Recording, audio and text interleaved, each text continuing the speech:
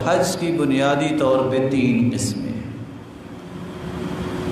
حج تمتع، حج قران، حج افراد۔ حج تمتع کا معنی یہ ہوتا ہے، تمتع کا مطلب ہے فائدہ لینا۔ آپ شوال، ذی القعدہ یا ذی الحجہ کہ پہلے 10 دن یہی دن ہیں جن میں حج کا احرام باندھا جاتا ہے۔ آپ جس وقت بھی احرام باندھ کے جاتے ہیں تو آپ سب سے پہلے عمرہ کرتے ہیں، اور عمرہ کرنے کے بعد احرام کھول دیتے ہیں 8 ذی الحجہ تک۔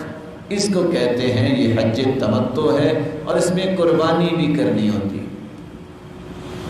حج قران کا معنی یہ ہے کہ آپ نے احرام باندھا ہے، اکیلے عمرے کا نہیں، عمرے اور حج دونوں کا احرام باندھا ہے۔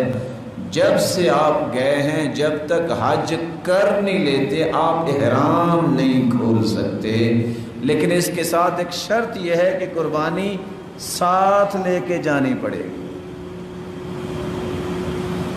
حج افراد یہ ہے کہ آپ صرف حج کا احرام باندھیں گے، اس میں عمرہ نہیں ہوتا اور نہ اس میں قربانی ہوتی ہے۔ اس لیے بعض نے یہ کہا ہے کہ یہ صرف مکے والوں کے لیے ہے۔ حدیث کے الفاظ ہیں: من اراد منکم ان یحل بحج وعمرہ فلیفعل، جو چاہتا ہے حج اور عمرے دونوں کا احرام باندھے وہ دونوں کی نیت کر لے۔